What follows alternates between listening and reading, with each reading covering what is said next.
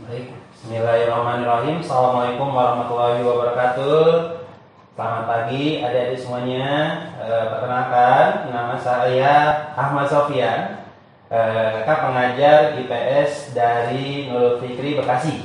Nah, meskipun hari ini kegiatan belajar kita di rumah, tapi tidak menyurutkan semangat adik-adik untuk belajar. Nah, pada hari ini kakak sendiri akan membahas mengenai materi tentang apa? Yaitu tentang peristiwa sekitar proklamasi. Nah, kita harus tahu bahwa proklamasi bangsa Indonesia itu tidak terlepas dari beberapa proses sebelumnya, di mana satu peristiwa dengan peristiwa lain memiliki kaitan yang tidak dapat terpisahkan. Baik, untuk lebih jelasnya kita mulai untuk materi kali ini. Yuk, mulai kita lihat di pernyataan pertama, yaitu kita harus tahu apa yang dimaksud dengan pengertian dari peristiwa sekitar proklamasi. Pengertiannya adalah bahwa peristiwa proklamasi adalah peristiwa yang terjadi menjelang terjadinya proklamasi. Nah, peristiwa sekitar proklamasi ini memiliki beberapa latar belakang. Berdasarkan sumber yang saya baca, ada dua latar belakang mengenai peristiwa proklamasi. Yang pertama adalah yaitu menyerahnya Jepang kepada sekutu, di mana penyebab menyerahnya Jepang kepada sekutu dikarenakan dibomnya dua kota yang sangat penting oleh Jepang, yaitu Hiroshima dan Nagasaki. Di mana adik-adik tahu bahwa Hiroshima dan Nagasaki bagi Jepang adalah kota industri, kemudian pusat ekonomi. Lalu kemudian yang namanya bom atom bernama Fat Man dan Little Boy berhasil menghancurkan itu, sehingga menyebabkan Jepang menyerah pada sekutu. Itu yang pertama. Yang kedua, penyebab dari proklamasi, peristiwa sekitar proklamasi adalah yang kedua itu ada yang disebut dengan vacuum of power. Apa itu vacuum of power? Vacuum of power adalah peristiwa di mana suatu negara tidak ada kekuasaan. Vacuum of power di mana salah satu syarat yang diminta oleh sekutu kepada Jepang agar menjaga Indonesia dalam keadaan tanpa kekuasaan sebelum mereka datang. Nah, momen inilah yang dijadikan oleh para pemimpin kita untuk memproklamasikan kemerdekaan. Nah, untuk lebih jelasnya kita mulai yang pertama. Peristiwa pertama dalam peristiwa sekitar proklamasi adalah yaitu terbentuknya BPUPKI. Mungkin teman-teman mengetahui bahwa yang namanya BPUPKI kepanjangannya adalah Badan Penyelidik Usaha Persiapan Kemerdekaan Indonesia. BPUPKI dibentuk oleh Jepang memiliki tujuan yaitu untuk meneliti, untuk menyelidiki, untuk mempelajari tentang upaya kemerdekaan, di mana BPUPKI itu dibentuk atas usulan dari Kumakichi Harada, ahli Jepang, di mana beliau sangat merealisasikan janji kemerdekaan. Nah, BPUPKI dipimpin oleh seorang tokoh yang cukup terkenal bernama Rajiman Weddiodiningrat. Rajiman Weddiodiningrat adalah ketua dari BPUPKI, dibantu oleh yang namanya Ichiba Masae, dibantu oleh yang namanya Raden Panji Suroso. Nah, kita lihat bahwa BPUPKI ternyata selama berdirinya itu melakukan dua kali sidang. Sidang apa yang pertama? Baik, kita langsung aja. Yaitu ada yang dinamakan sidang pertama BPUPKI. Sidang pertama dari BPUPKI yaitu agendanya tentang perumusan dasar negara. Perumusan tentang dasar negara. Nah, agendanya itu, adik-adik. Perumusan dasar negara dalam sidang BPUPKI ada 3 tokoh yang mengusulkan dasar negara. Nah, 3 tokoh itu siapa? Yang pertama ada yang namanya Mr. Muhammad Yamin, itu yang pertama. Kemudian yang kedua ada yang namanya Profesor Supomo. Dan yang ketiga ada yang namanya Soekarno. Nah, ini. Kemudian adik-adik, usulan dasar negara yang diusulkan 3 tokoh itu kemudian diteliti oleh panitia kecil yang dinamakan Panitia 9. Oke, sampai di sini dulu adik-adik, ada yang tanyakan? Jelas ya Dede ya. Nah, jadi untuk yang namanya BPUPKI itu yang pertama adalah perumusan dasar negara, dan di mana pada waktu itu ada 3 tokoh yang melakukan yang namanya mengusulkan. Ada Muhammad Yamin, ada Supomo, ada Soekarno. Kemudian usulan 3 tokoh ini diteliti oleh yang namanya Panitia 9.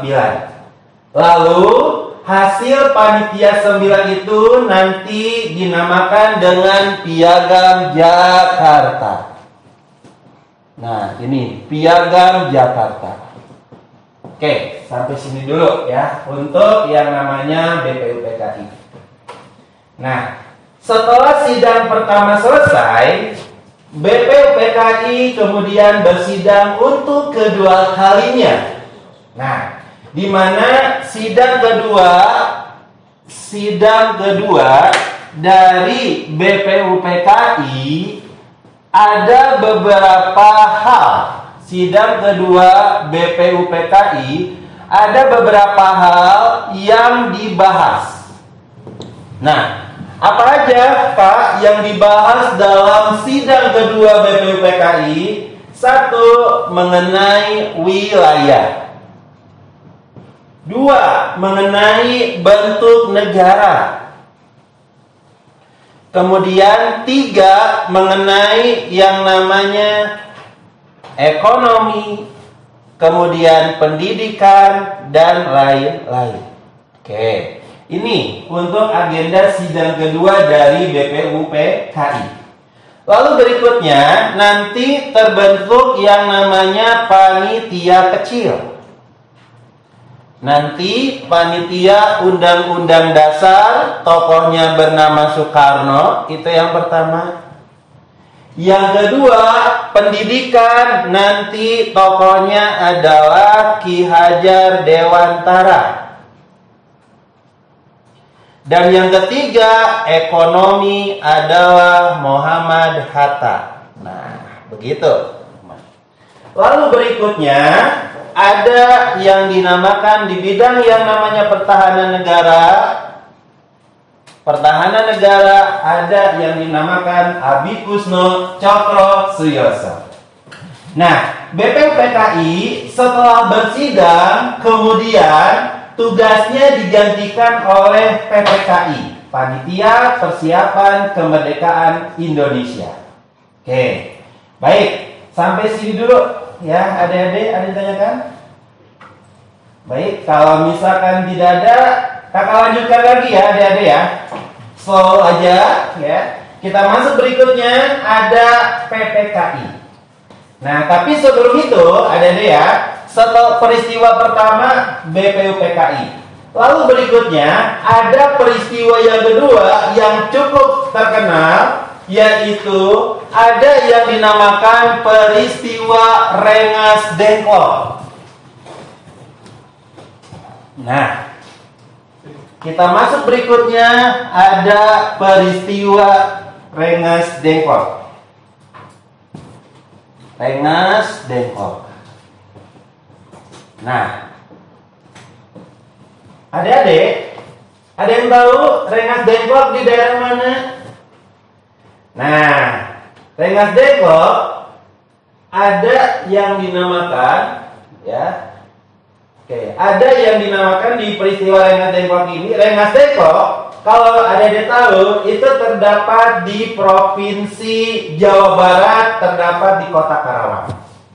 Nah, peristiwa Rengas Dengklok terjadi karena apa, adik-adik? Peristiwa Rengas Dengklok terjadi karena perbedaan pendapat antara golongan tua dengan golongan muda. Ini perbedaan pendapat antara golongan tua dan golongan muda. Nah, peristiwa Rengas Dengklok sendiri, adik-adik, memiliki tujuan. Tujuannya apa? Tujuannya itu adalah mengamankan Soekarno dan Hatta dari pengaruh Jepang. Nah, mengamankan Soekarno-Hatta dari pengaruh Jepang.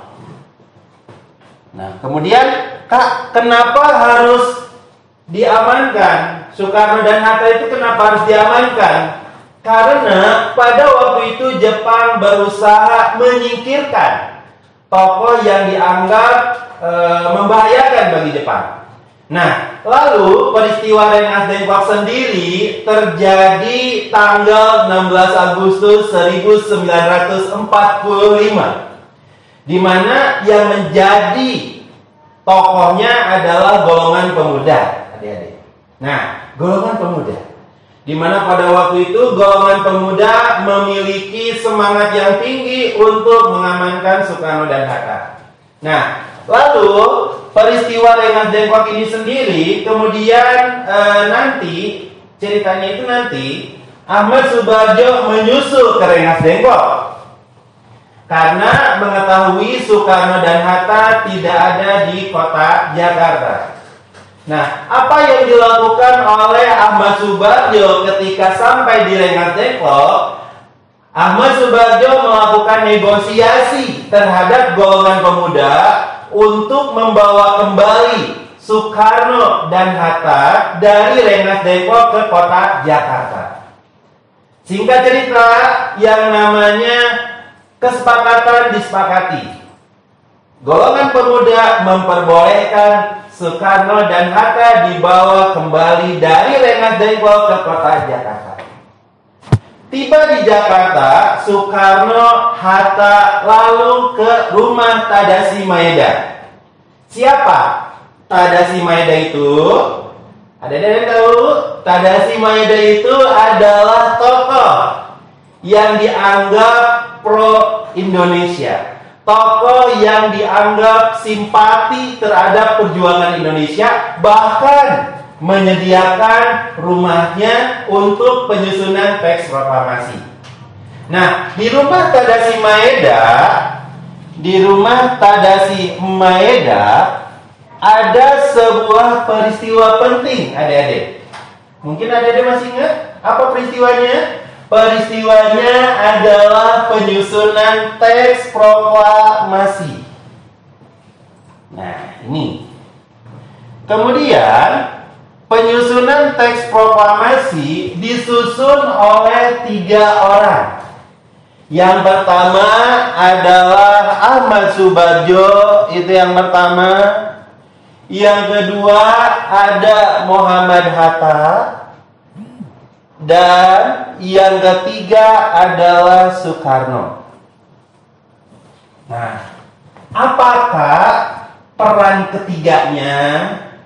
Yang pertama, Ahmad Soebardjo mengusulkan alinea pertama, yaitu tentang pernyataan kemerdekaan. Yang kedua, alinea kedua adalah Muhammad Hatta yang mengusulkan untuk alinea kedua. Lalu Soekarno yang menulisnya. Baik, adik-adik, sampai sini dulu. Ada tanyakan nggak? Oke, baik. Kita rehat dulu, adik-adik ya. Untuk rehat dulu. Oke, sebelum kita masuk ke yang berikutnya. Oke.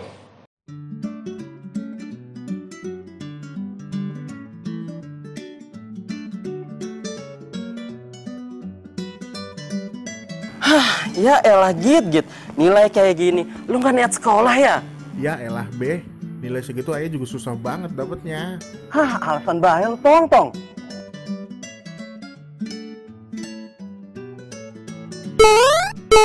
Woi Git, mari kita mabar.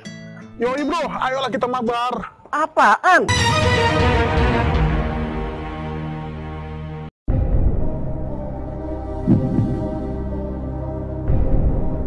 Sebentar pak. Halo bro, urgent nih.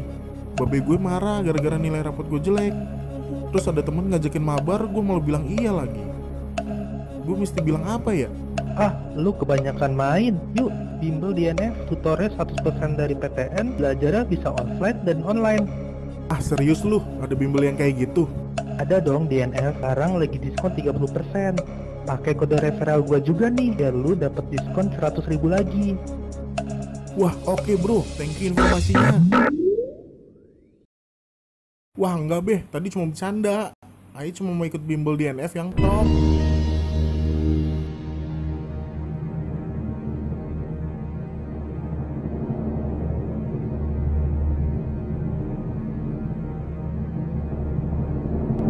Bagus loh.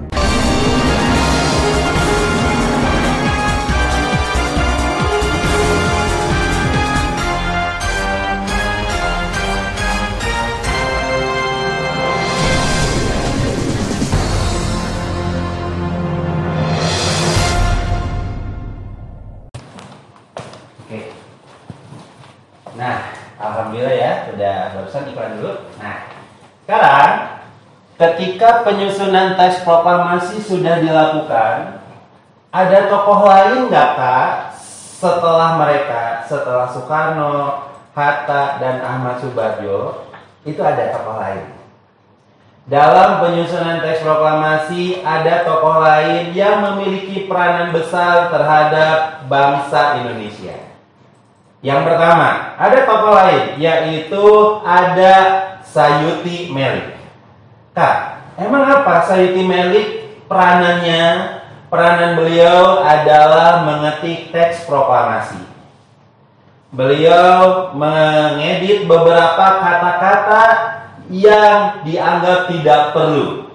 Dari kata tempo jadi tempo, kemudian wakil-wakil Indonesia jadi nama atas nama bangsa Indonesia.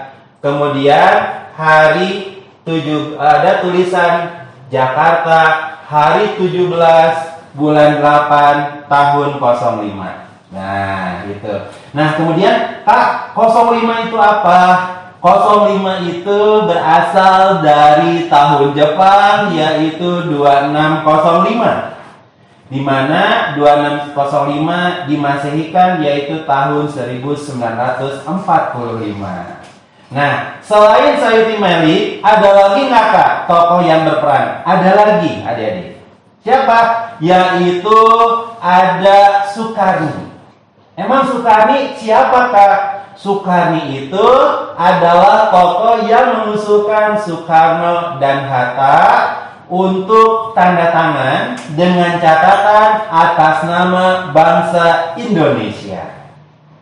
Selain Sukarni ada lagi, yaitu ada Fatmawati yang menjahit bendera dan tokoh yang lain.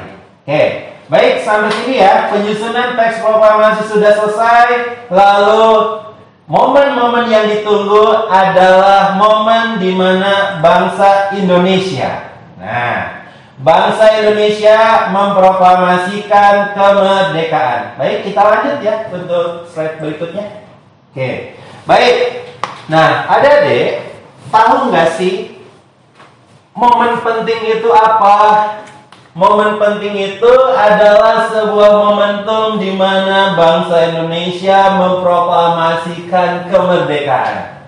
Di mana bangsa Indonesia lepas dari belenggu penjajahan. Apa? Yaitu peristiwa tanggal 17 Agustus 1945 jam 10 sampai jam 11 siang di Jalan Pegangsaan Timur nomor 56.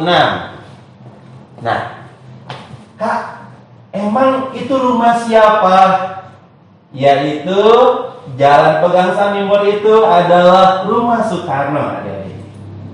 Meskipun hanya 1 jam peristiwanya, tapi membawa perubahan besar terhadap bangsa Indonesia, di mana bangsa Indonesia menyatakan kemerdekaannya, di mana bangsa Indonesia lepas dari belenggu penjajahan. Dalam proklamasi itu, Soekarno memegang peranan penting, di mana beliau membacakan teks proklamasi. Nah, selain itu, ada tokoh lain yang memiliki pengaruh penting dalam dalam proklamasi. Siapa aja? Yang pertama ada yang namanya Suhud dan Latif Hendra Ningrat. Lah, mereka siapa, Kak? Mereka adalah pengibar bendera merah putih. Nah, itu. Lalu berikutnya, ya, selain tokoh tadi, ada Burhanuddin Muhammadiyah. Nah, Burhanuddin Muhammadiyah adalah tokoh yang menyebarkan berita proklamasi. Adik-adik, teks proklamasi yang dibacakan kemudian disebarkan oleh beberapa media. Lanjut, kita masuk berikutnya. Lanjut untuk teks berikutnya, ya. Di mana ada yang dinamakan penyebaran berita proklamasi. Nah, penyebaran berita proklamasi. Nah, penyebaran berita proklamasi ada beberapa media. Yang pertama yaitu melalui sebuah surat kabar, ada 2. Yaitu yang pertama surat kabar Cahaya dari Kota Bandung. Yang kedua ada surat kabar Suara Asia. Nah, itu yang pertama. Media yang kedua dari penyebaran berita proklamasi adalah dari mulut ke mulut,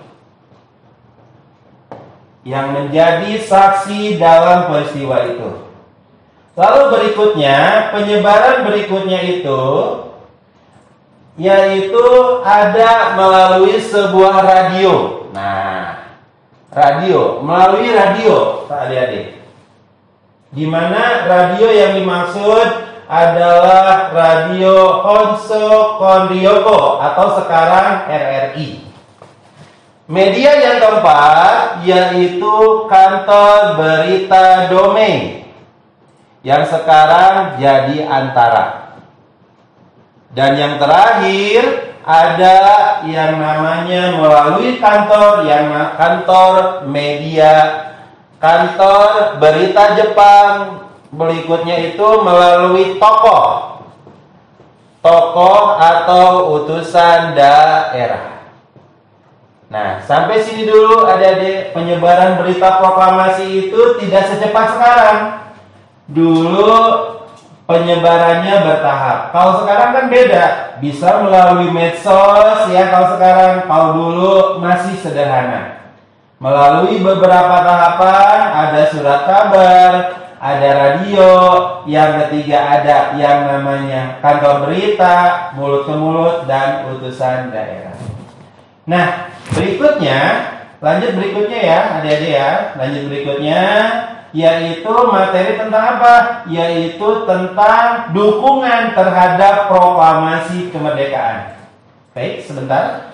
Kita lanjutkan lagi. Ya, silakan untuk slide berikutnya, silakan dilihat, adik-adik. Nah, oke. Berikutnya, adik-adik ya, lanjut. Nah, sebentar. Nah, oke. Berikutnya, Dede ya, untuk yang ke berikutnya. Nah, penyebaran berita proklamasi itu ada beberapa dukungan. Nah, dukungan banyak ada dari berbagai komponen. Setelah itu, setelah proklamasi berlalu, Indonesia mengalami fase berikutnya yaitu penyusunan teks proklamasi. Ya, oke. Berikutnya itu melalui sidang PPKI. Sidang PPKI. Baik, kita masuk sidang PPKI, adik-adik ya. Nah, sidang PPKI. Apa itu Kak PPKI itu? PPKI kepanjangan dari Panitia Persiapan Kemerdekaan Indonesia, di mana yang jadi ketua adalah Soekarno. Selama berdirinya PPKI bersidang 3 kali. Apa sidangnya? Yuk kita lihat. Sidang pertama berlangsung tanggal 18 Agustus 1945. Sidang pertama ada 3 agenda yang dibicarakan. Ada 3 agenda utama. Apa aja? 1. Pengesahan UUD 45 dan Pancasila sebagai dasar negara. Pengesahan UUD 45 dan Pancasila sebagai dasar negara. Itu yang pertama. Agenda yang kedua adalah pemilihan presiden dan wakil presiden. Yang kedua. Yang ketiga apa? Yaitu pembentukan komite nasional. Apakah tugas komite nasional itu? Komite nasional adalah sebuah komite yang bertugas membantu presiden dalam urusan pemerintahan. Baik, adik-adik sampai sini dulu untuk sidang pertama. Ada yang tanyakan? Oke, kalau begitu kakak lanjutkan yang kedua, yaitu sidang kedua yang dikenal dengan sidang kedua dari PPKI. Sidang kedua PPKI 1 hari berikutnya, tanggal 19 Agustus 1945. Kak, emang ada agendanya juga? Ada, adik-adik. Sidang kedua dari PPKI yaitu mengenai wilayah dan pemerintahan. Yuk kita jabarkan. Nah, yang pertama, pembentukan wilayah Indonesia menjadi 8 provinsi. Dulu itu wilayah kita yang sekarang 34 provinsi, dulunya hanya 8 provinsi. Itu yang pertama. Yang kedua, yaitu pembentukan 12 departemen dan 4 kementerian. Nah, ini yang kedua. Kemudian yang ketiga itu untuk sidang kedua PPKI setelah 8 provinsi. Nah, lanjut ya. 19 Agustus 45, lalu berikutnya ada sidang ketiga. Sidang ketiga dari PPKI. Nah, sidang ketiga apa aja Kak? Sidang ketiga itu tanggal 22 Agustus 1945. Emang ada agendanya juga? Ada.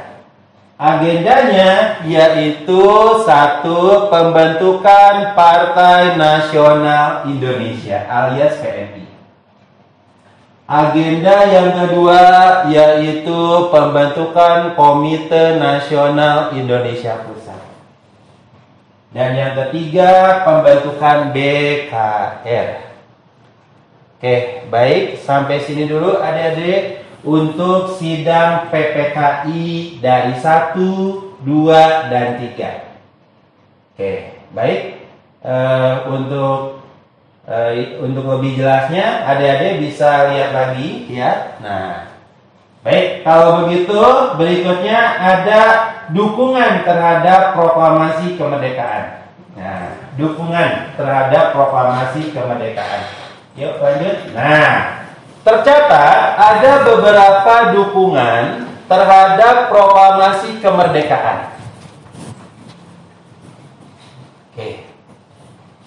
Dukungan yang pertama ada, dukungan kedua, ketiga. Nah, dukungan yang pertama ada yang namanya Rapat Raksasa Lapangan Ikada. Ini Rapat Raksasa Lapangan Ikada, di mana Rapat Raksasa Lapangan Ikada itu adalah sebuah rapat yang dimana rakyat Indonesia mendukung proklamasi kemerdekaan. Rapat dilaksanakan secara mendadak, lalu kemudian Soekarno membubarkan rapat itu sambil berkata bahwa tenanglah, bangsa Indonesia itu sudah merdeka. Oke, baik. Itu untuk yang pertama. Yang kedua, ada yang namanya tindakan heroik di berbagai daerah. Tindakan heroik itu meliputi beberapa tindakan, yaitu ada perobekan bendera Belanda di Hotel Yamato, adik-adik. Di mana pada waktu itu ada beberapa tamu asing kemudian memasang bendera Belanda, lalu kemudian rakyat Indonesia dengan cepat kemudian merobek bagian bendera Belanda itu. Itu yang pertama. Yang kedua, ada pelucutan senjata Jepang. Pelucutan senjata milik Jepang.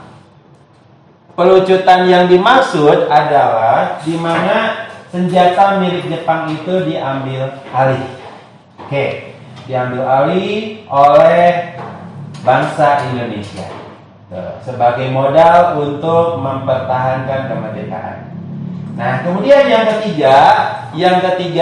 keempat, saya lanjutkan lagi, ada pertempuran 10 November. Di mana pada waktu itu rakyat Indonesia, rakyat Surabaya mempertahankan kemerdekaan bangsa Indonesia. Oke. Baik, begitu ya adik-adik ya materi kita hari ini, di mana materi kita sudah selesai. Silakan adik-adik kerjain dulu tes formatifnya, nanti kita bahas. Baik, sambil mengerjakan terlebih dahulu ada iklan yang akan lewat berikut.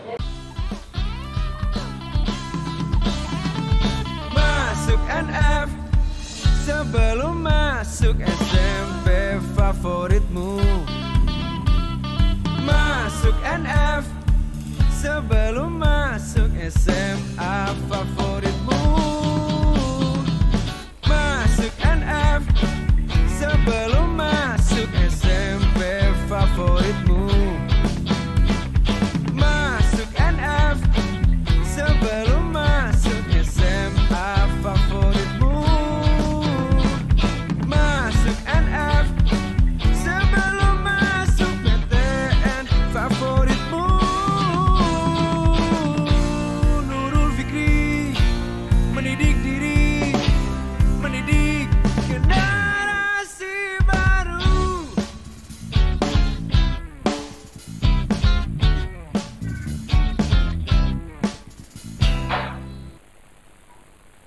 Baik, adik-adik gimana? Sudah mengerjakan soal yang di-download dari akun adik-adik semuanya? Nah, gimana soalnya? Baik, kita bahas ya adik-adik ya, soalnya dari nomor 1. Lihat, di situ tertulis, perhatikan informasi berikut. Nah, dari poin 1, 2, 3, 4, sampai 5 ya adik-adik ya. Nah, berikut ini informasi yang terkait dengan lembaga BPUPKI ditunjukkan oleh nomor berapa? Ayo. Ya, nomor berapa? Ayo. Kalau nomor 1 gimana Kak? Tujuannya mempelajari dan menyelidiki tentang upaya kemerdekaan. Wah, itu betul ya. Nomor 1 betul, ada deh ya. Nah Kak, bagaimana nomor 2 Kak? Nomor 2 diketuai oleh Soekarno. Oh, salah itu deh. Yang diketuai oleh Soekarno bukan BPUPKI, tapi PPKI. Nomor 2 salah ya deh ya. Kemudian nomor 3 dibentuk setelah dipanggilnya 3 tokoh ke darat Vietnam. Salah deh. Yang ketiga, keterangan mengenai PPKI. Nah, kemudian yang keempat, berhasil mengesahkan UUD 45. Nah, kalau berhasil mengesahkan UUD 45, itu informasi mengenai PPKI. Berarti 2, 3, 4 salah ya, Dede ya. Nah, Kak, bagaimana nomor 5? Diketuai oleh Rajiman Mediodiningrat. Ya, itu betul. Sehingga jawabannya apa, Kak? 1 dan 5. Ya, C jawabannya. Lalu berikutnya, kita lihat soal berikutnya. Nah, Dede, Piagam Jakarta. Nah, soal berikutnya mengenai Piagam Jakarta. Atau dalam sejarah, dalam IPS dikenal dengan Jakarta Charter ya, adik-adik ya. Oke. Piagam Jakarta. Oke, sebentar. Piagam.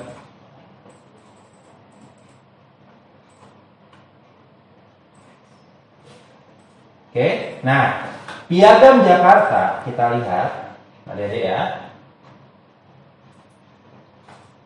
Nah, Piagam Jakarta. Nah, Piagam Jakarta merupakan ketetapan yang dihasilkan pada tanggal 22 Juni ya, 1945 oleh siapa? Nah, Kak, kalau PPKI itu untuk mengesahkannya. UUD 45 dan Pancasila disahkan oleh PPKI. Lalu BPUPKI itu yang mengusulkan, ada 3 tokoh, ada Muhammad Yamin, ada Supomo, dan ada Soekarno. Nah, kemudian Komite Nasional. Kalau Komite Nasional salah deh. Komite Nasional adalah komite yang dibentuk pada sidang PPKI yang pertama. Nah, Kak, bagaimana Dek? Panitia 9, jawabannya betul ya, Dek ya. Kenapa panitia 9, Kak? Karena panitia kecil yang meneliti usulan dari 3 tokoh tersebut. Jadi nomor 3 jawabannya D. Kita lanjut ya, Dek ya, ke nomor berikutnya, ke nomor 2. Nah, baik. Peri kebangsaan. Nah, adik-adik, peri kebangsaan itu merupakan dasar negara yang disampaikan oleh siapa? Kak, Supomo? Bukan. Soekarno. Nah, kalau Soekarno nanti usulannya yaitu Pancasila. Muhammad Hatta bagaimana, Kak? Tidak terlibat dalam mengusulkan dasar negara. Yang benar apa, Kak? Jawabannya Muhammad Yamin. Nomor 2 jawabannya A. Oke, lanjut berikutnya ya. Kita lanjut berikutnya. Oke. Nah, tadi sudah Kakak jelaskan ya, Dede ya, bahwa BPUPKI itu bersidang 2 kali. Yang pertama mengenai perumusan dasar negara, yang kedua yaitu mengenai sidang apa aja. Nah, kalau yang kedua ini tanggal 10 sampai 17 Juli. Memiliki agenda sidang apa, Kak? Yaitu perumusan dasar negara juga. Nah, kemudian Undang-Undang Dasar ya. Nah, dasar negara yang dimaksud adalah UUD, Undang-Undang Dasar. Nah, selain perumusan Undang-Undang Dasar, bentuk negara, ekonomi, pendidikan, pertahanan, keamanan juga dibahas dalam sidang kedua itu. Oke, baik. Nomor 4 jawabannya adalah A. Oke, kita masuk berikutnya ke nomor 5. Nah, lihat nomor 5. Nah, Dede, Itu untuk nomor 5, penyebab terjadinya pengamanan Soekarno dan Muhammad Hatta oleh golongan pemuda pada tanggal 16 Agustus. Kita tahu ya bahwa 16 Agustus itu adalah peristiwa Rengas Dengklok. Nah, apa tujuannya? Nah, penyebab terjadinya nih bukan tujuan, penyebab atau latar belakang. Karena perbedaan pendapat antara golongan muda dengan golongan tua. Apa yang diperdebatkan? Mengenai waktu proklamasi. Golongan muda ingin proklamasi itu secepatnya, golongan muda, karena dua hal. Sekutu belum datang, Jepang sudah menyerah. Nah, itu. Kemudian alasan yang berikutnya, kenapa golongan pemuda itu ingin secepatnya? Karena golongan pemuda ingin kemerdekaan itu hasil sendiri, usaha sendiri, bukan usaha atau pemberian dari Jepang. Itu untuk golongan pemuda. Kalau golongan tua, bahwa proklamasi tidak semudah membalikkan telapak tangan. Ada prosesnya, tidak terburu-buru. Bahkan golongan tua ingin bahwa proklamasi ada relasi atau hubungan dengan Jepang. Inilah yang menyebabkan peristiwa Rengas Dengklok. Tadi tujuannya yaitu mengamankan Soekarno dan Hatta dari pengaruh Jepang. Jadi nomor 5 jawabannya adalah B. Baik, kita lanjut berikutnya. Nah, adik-adik, untuk yang nomor 6, perumusan teks proklamasi dilaksanakan di rumah tokoh bernama Tadashi Maeda. Tadashi Maeda sudah kita jelaskan bagaimana peranan beliau, yaitu menyediakan rumah untuk beliau. Nah, di situ ada 3 tokoh, ada Ahmad Subarjo, ada Muhammad Hatta, dan ada Soekarno. Nah, di sini peranan Ahmad Subarjo dalam penyusunan naskah proklamasi. Nah, proklamasi ada 2 alinea. Alinea pertama yaitu tentang apa? Alinea pertama diusulkan oleh Ahmad Subarjo mengenai pernyataan tentang kemerdekaan Indonesia. Alinea pertama. Alinea kedua oleh Muhammad Hatta tentang peralihan kekuasaan. Lalu yang menulis Soekarno. Jadi nomor 6 jawabannya adalah A. Oke, baik. Sampai sini dulu. Lanjut berikutnya ya. Nomor 7. Oke. Nomor 7, peranan Soekarno ketika proklamasi. Nah, ini adik-adik dalam proklamasi yang diselenggarakan tanggal 17 Agustus 1945, ada beberapa tokoh berdasarkan peranannya. Tadi sudah kita jelaskan. Ada Latif dan Esuhud sebagai pengibar bendera. Nah, kemudian ada Dr. Mawardi dan lain-lain. Nah, di sini untuk soal ini adalah peranan Soekarno dalam proklamasi kemerdekaan. Apa? Yaitu membacakan teks proklamasi. Nomor 7 jawabannya D. Nah, lanjut berikutnya. Oke, baik. Nomor 8. Oke. Nomor 8 kita lihat ya. Pengibaran bendera merah putih ketika proklamasi berlangsung. Nah, ini pengibaran bendera merah putih ini nanti adik-adik untuk tahun-tahun berikutnya nanti ada sebuah pasukan khusus bernama Paskibra ya, pengibar bendera. Nah, siapakah yang memelopori? Baik, kita jelaskan satu persatu. Soekarno dan Muhammad Hatta. Nah, Soekarno dan Muhammad Hatta itu yang beliau proklamator pertama, yang kedua proklamator kedua, Muhammad Hatta. Dan nanti Soekarno dan Hatta jadi presiden dan wakil presiden pertama di Indonesia. Itu yang option A. Option B, Suhud dan Latif Hendraningrat. Nah, Suhud dan Latif Hendraningrat itulah tokoh yang menjadi pengibar bendera bersama SK Trimurti yang membawa benderanya. Jadi ada 3 tokoh, Suhud, Latif Hendraningrat, dan SK Trimurti. Oke. Lalu Kak, Darwis, Wikana, Yusuf Kunto, dan Sigit, mereka siapa Kak? Untuk yang option C dan option D, adik-adik, itu tokoh golongan pemuda yang terlibat dalam peristiwa Rengas Dengklok. Baik, sampai sini dulu ya. Ada yang ditanyakan nggak? Oke, baik. Kalau tidak ada, saya lanjutkan lagi. Nah, oke. Nomor berikutnya kita lihat adik-adik ya. Setelah bangsa Indonesia memproklamasikan kemerdekaan tanggal 17 Agustus, sehari selanjutnya yaitu tanggal 18 Agustus 1945, PPKI melaksanakan sidang pertama, kemudian 19 Agustus sidang kedua, dan 22 sampai 23 Agustus adalah sidang yang ketiga. Nah, sidang 1, 2, dan 3 umumnya membuat perangkat negara untuk menjamin kelangsungan suatu negara. Baik, kita lihat. Berdasarkan informasi di atas, pasangan yang tepat antara nama sidang dan hasilnya ditunjukkan oleh, yuk kita lihat. Nomor 1, sidang PPKI 1. Sidang PPKI 1, pembentukan BKR.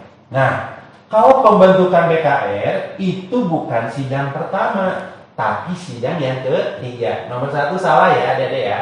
Oke.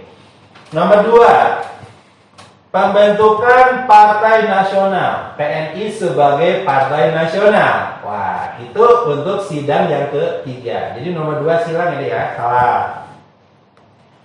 Poin ketiga, pembagian wilayah RI menjadi 8 provinsi. Kalau yang ini betul. Kenapa betul Kak? Karena pembagian wilayah dan pembentukan 12 departemen dan 4 kementerian adalah agenda sidang kedua dari PPKI. Nah, yang opsi C benar ya. Oke. Nomor 4 bagaimana Kak? PPKI ketiga mengesahkan UUD 45. Sidang PPKI ketiga bukan itu, tapi mengesahkan UUD 45 adalah agenda sidang pertama. Kalau yang ketiga emang apa aja Kak? Yang pertama ada PNI, pembentukan Partai Nasional, kemudian Komite Nasional Indonesia Pusat, dan BKR. Nah, jadi nomor 9 jawabannya adalah C. Oke, baik adik-adik. Sebelumnya kita itu dulu, lanjut berikutnya ya. Untuk yang nomor 10, nah, surat kabar. Terakhir nih ya. Surat kabar dari Surabaya yang mengabarkan berita proklamasi kemerdekaan Indonesia. Nih. Kita tahu bahwa yang namanya berita proklamasi disebarkan melalui beberapa media. Tadi sudah kakak jelaskan. Ada media kantor berita, ada media radio, ada dari mulut ke mulut, dan utusan daerah. Nah, media massa ada Kak? Ada, yaitu surat kabar. Yang pertama ada surat kabar Suara Asia dari kota Surabaya, itu Suara Asia.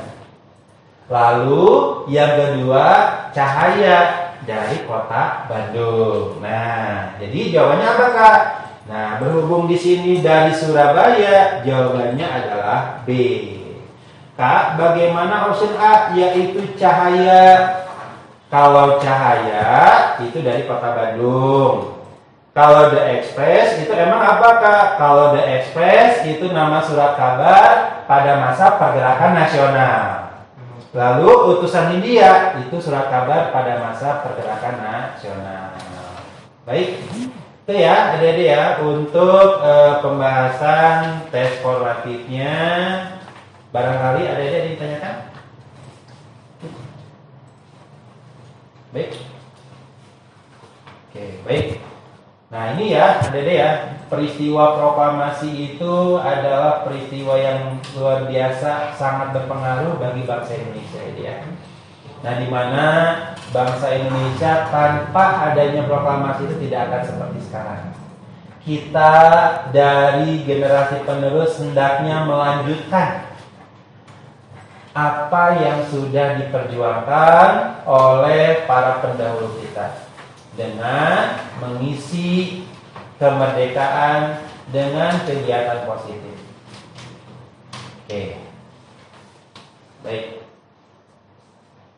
Nah, baik ya. Berikutnya.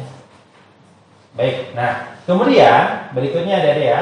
Selain itu, proklamasi kemerdekaan juga salah satu bagian penting terhadap terhadap yang namanya kemerdekaan terhadap bangsa Indonesia juga. Ya, gitu mungkin ya adik-adik ya yang bisa kakak sampaikan hari ini. Kurang lebihnya kakak mohon maaf apabila ada kekurangan, dan mudah-mudahan besar harapan kakak apa yang kakak sampaikan bisa bermanfaat buat adik-adik. Semoga Allah Subhanahu wa taala memberikan berkah buat kita semua. Gitu aja adik-adik ya. Wabillahi taufiq wal hidayah. Wassalamualaikum warahmatullahi wabarakatuh. Fikri, yang kamu lakukan ke saya itu jahat. Nilai rapor saya jelek gara-gara kamu. Sebagai teman, mestinya kamu bantuin saya. Saya kan sudah pernah bilang sama kamu mesti rajin lagi belajarnya.